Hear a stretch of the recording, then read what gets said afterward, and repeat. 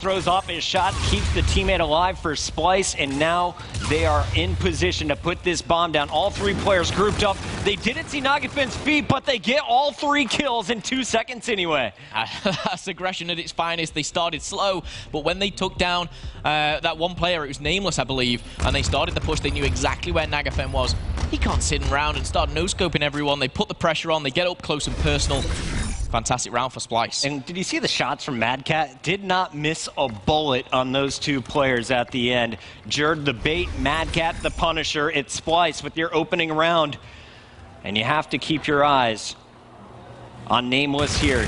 He's going to be the bomb carrier. They want to give him the plants as often as possible. That's going to help him get to his camo. Instead, Jerd opens up with a triple. Nagafen trying to chase him down is going to find 2. Somehow Nagafen has made this go from a 1v4 to a 1v2. He has the bomb. This is totally possible still. This is absolutely possible, and don't get me wrong, as a player yourself, you think after being in a 1v4, we can't let this happen. Nagafen using the emotes there, and he's going to try and make the first move towards creating this 1v4 even more possible. Jerd did such a phenomenal job flying through with the ERAD, picks up 3 opening kills.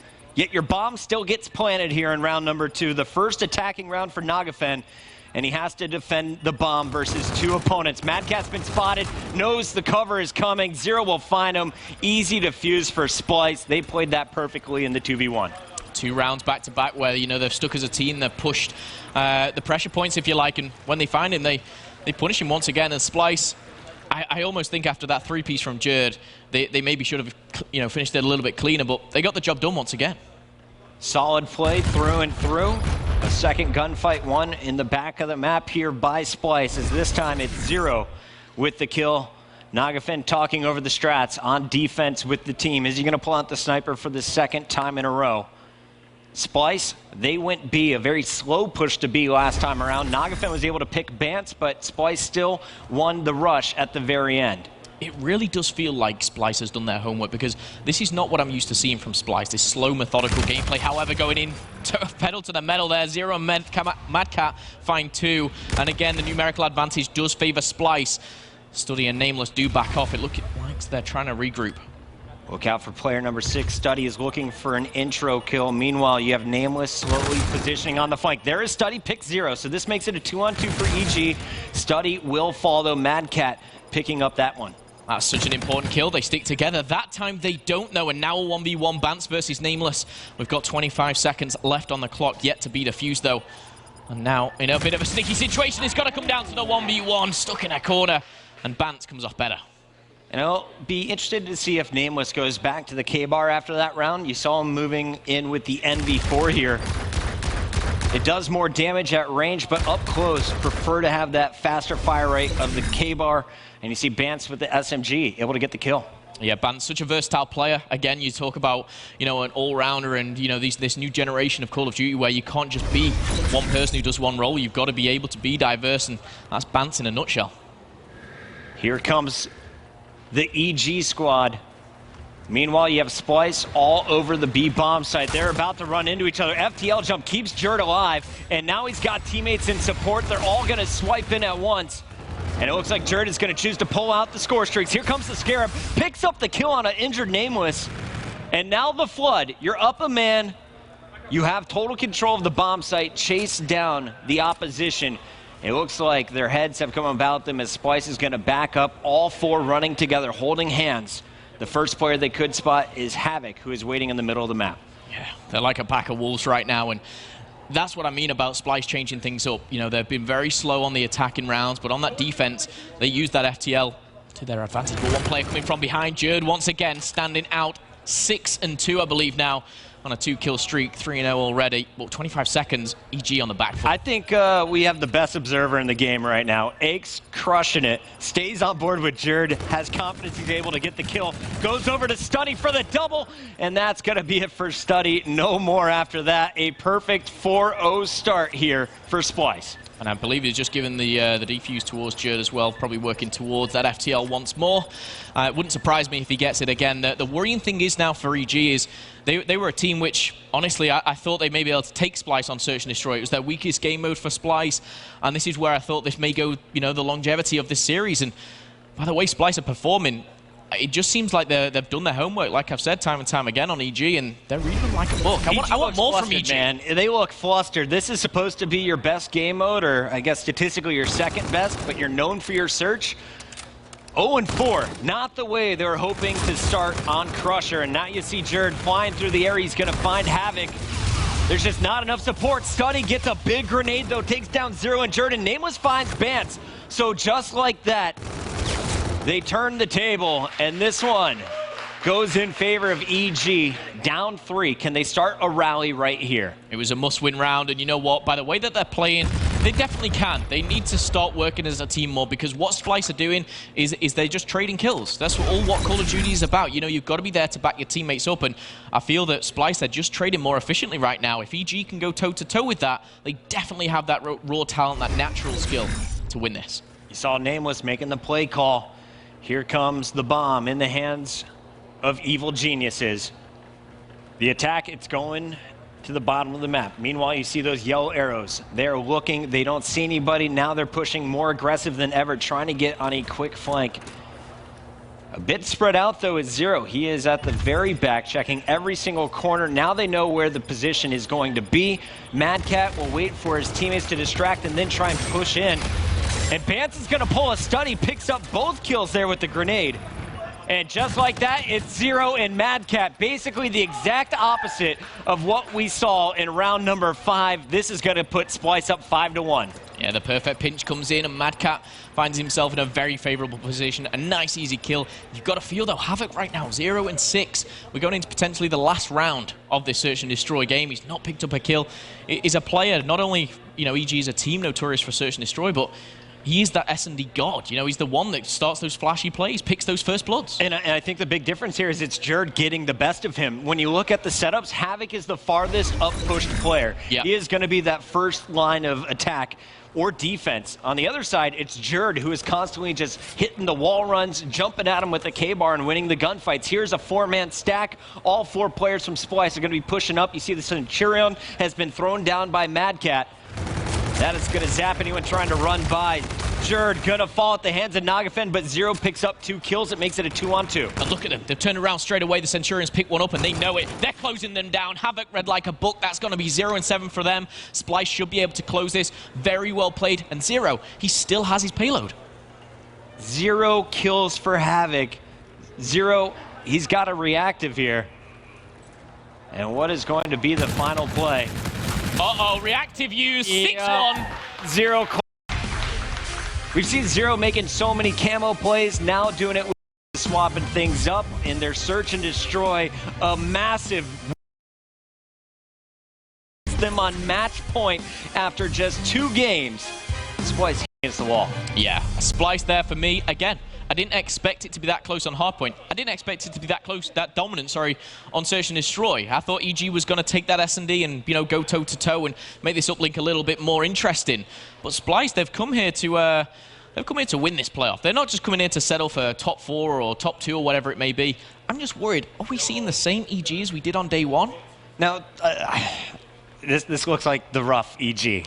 I think hopefully we'll see the turned up day 2, day 3 EG that we saw earlier. For now, though, we have to take a quick break. When we return, we'll see can Splyce close out the sweep. Coming up next, it's Uplink on Frost.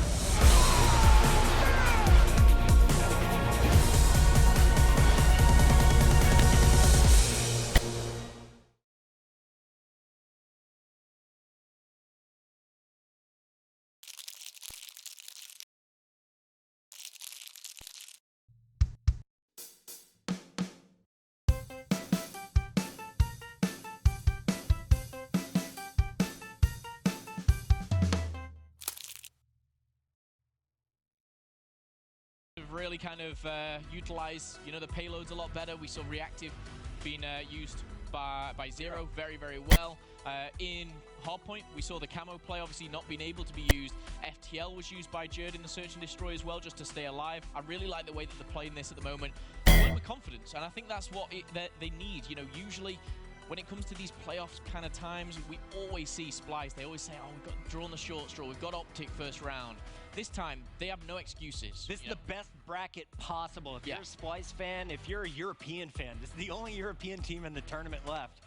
You are hoping they can make a deep run on the bottom half, because the top half of that bracket so stacked. So starting here against EG, if you ask any of the experts, they'll probably say this is your best matchup in Splyce. They're taking advantage of it so far. Yeah, absolutely. I mean, EG, if you missed it, of course, during the playoffs, the week 1 to 4, they came top of their pool. No one expected it. And After Splyce, starting 0-2, yeah. Exactly, and Splyce, you know, technically, they choked away their first seed to Envy. You know, so ironically, this is kind of, you know, turned in Splyce's favor. Envy is sitting over there thinking, oh, no, we're on the tough side of the bracket, but it's the way it works, the way the cookie crumbles, and Splyce right now, they're 2-0 up, all smiles in the Splyce camp. And I know we've got a lot of Splyce fans, European fans watching back home who are really cheering these on. You know, they want Europe to do well. They want to show that we can hang with these North Americans. And next up is coming into Albany, which is pretty good.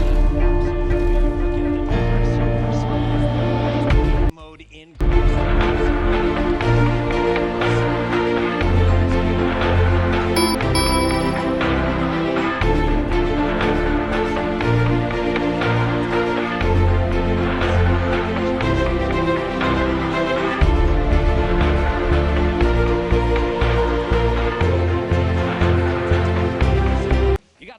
who likes to be up in your face at all times using SMGs or just fast attacks. And on Frost, this is a map that plays perfectly for aggressive teams. It really is. We saw how Bance changed it from Hardpoint, Search and Destroy, from K-Bar to ERAD. That's what he can do, okay? And don't get me wrong, the likes of Nagafen and Havoc, they can do exactly the